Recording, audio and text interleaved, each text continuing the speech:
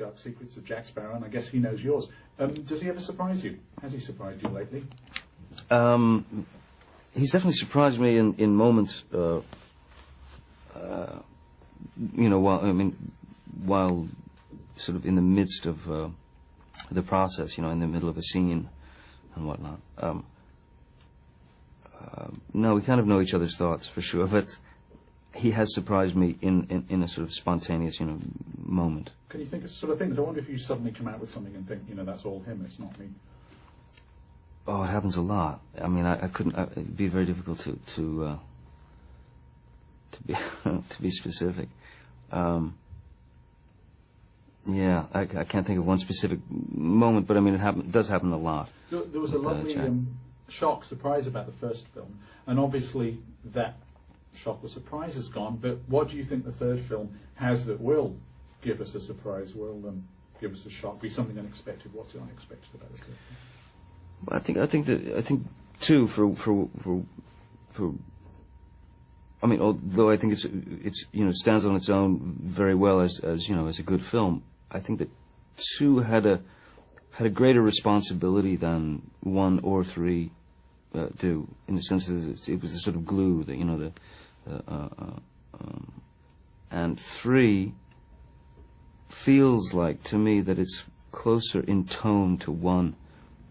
In terms of humor and being character driven,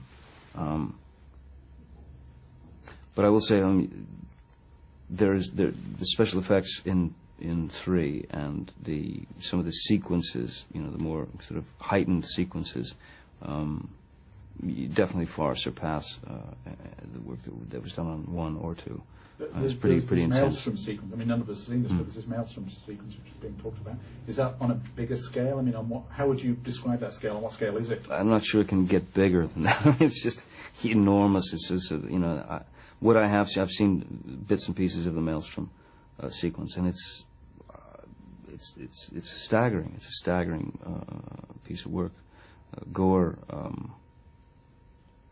should really take a couple of years and just go to sleep, basically, after his work on this. You've done plenty of movies, you know, whether it's Chocolat and Fear and Loathing, where which are primarily independent type films, where there's a lot of close-up. I mean, there are actors acting in the way that one thinks of actors acting, maybe more akin to what they do on stage. When you do something like the Maelstrom sequence, what are the particular challenges of that are completely different from the challenges involved in having a close-up where you have an emotional moment? Well, when you're doing sequences like the Maelstrom or any kind of, you know, action-driven, you know, sequence, whether it's stunts or special effects or something, for any length of time, what happens, or at least what happens to me, is I wind up going to the director, going to Gore, and saying, "Please, can we do a scene where I speak? I just want to do a scene, you know. I just want to act again, you know."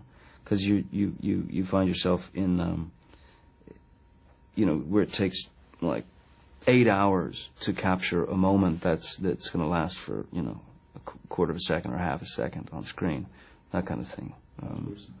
We left you at the end of the last one. You've been swallowed by the Kraken, or Kraken. Yeah. Kraken. Yeah. Are you still in the belly of the beast at the start of this one? Where are you at the start of this?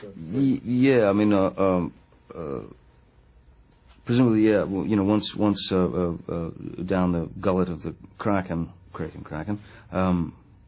Jack Sparrow ends up where no sailor wants to end up, which is, you know, in Davy Jones' locker, which turns out to be far worse than he'd ever imagined it to be, or anyone had ever imagined it to be.